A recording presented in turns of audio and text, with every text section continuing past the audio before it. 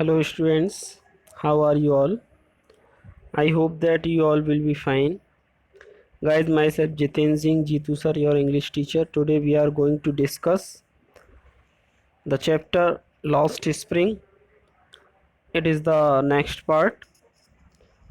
In the previous part we have studied till now eyes, and today we will start from Mukesh eyes beam as he volunteers to take me home, which he proudly says is being rebuilt. It means Mukesh was happy as he took the writer to his home. He felt proud as he informed her that it was being renovated. We walked down stinking lanes choked with garbage, past homes that remain hovels with crumbling walls, wobbly doors, no windows crowded with families of humans and animals coxeting in a primeval state. So, guys, it means they walked down streets which were full of garbage and gave foul smells. The streets were lined with slums which were unsteady. The walls were falling apart, the doors were unsteady, there were no windows and were full of family where people lived along with animals. He stops at the door of one such house, bangs a Bowlby iron door with his foot and pushes it open. So guys, it means they reminded the writer of the prehistoric man who lived just like animals. Mukesh stopped in front of a door, hit it hard with his foot and pushed it open.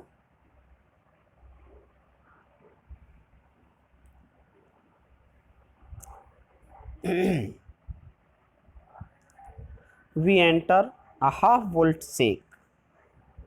In one part of it, thatched with dead grass, is a firewood stove over which sits a large vessel of sizzling spinach leaves. On the ground, in large aluminium plates, are more chopped vegetables. A frail young woman is cooking the evening meal for the whole family. Through eyes filled with smoke, she smiles. So, guys, it means the house where Mukesh lived was particularly constructed hut. In one corner was a firewood stove made with dead grass. A vessel with spinach leaves was kept on it. On the ground, there were more plates with chopped vegetables in them. There was a thin young woman cooking the evening meal for the family. Her eyes were full of the smoke emitting from the stove, but she was still cheerful and smiled to see the writer. She is the wife of Mukesh's elder brother, not much older in years.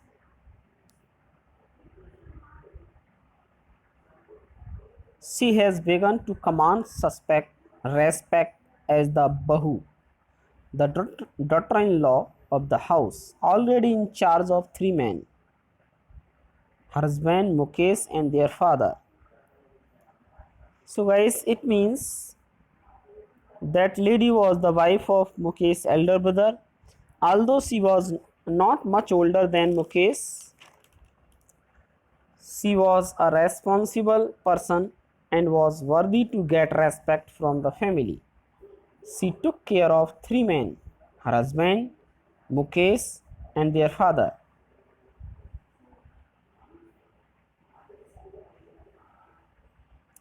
When the older man enters, the gently withdraws, she gently withdraws behind the broken wall and brings her wheel closer to her face. So it means she was the wife of Mukesh's elder brother.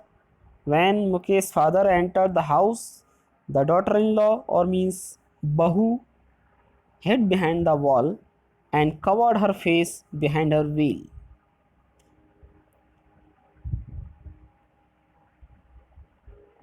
As custom demands, daughter-in-law must veil their faces before male elders. In this case, the elder is an impoverished Bengal maker.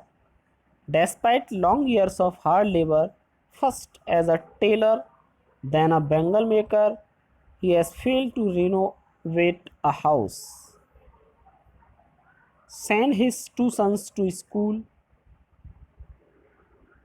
So, guys, it means it was the tradition for a Bahu or we can say daughter in law to hide their face in the presence of the older man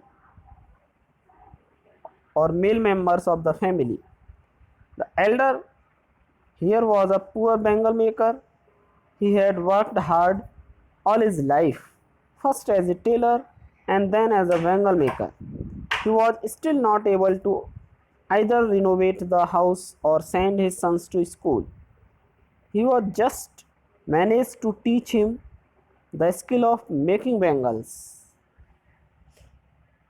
All he managed to do is teach them what he knows, the art of making bangles. It is his karma, his destiny, says Mukesh's grandmother, who has watched her own husband go blind with the dust from polishing the glass of bangles. Can a God given lineage ever be broken? She implies. So, guys, it means Mukesh's grandmother justified her son by saying that he was destined to make bangles as it had been their family profession. She had seen her husband become blind due to the dust from polishing the glass bangles.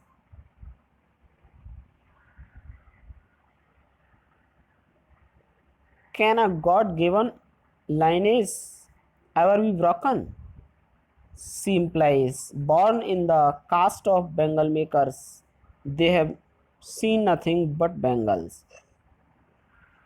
So it means she said that their family had got this art of bangles making from God, and so they had to carry on the tradition all their life. Thank you guys. It was the next part of this video. We will discuss about the last remaining chapter in the next video. Till then, thank you. Bye bye.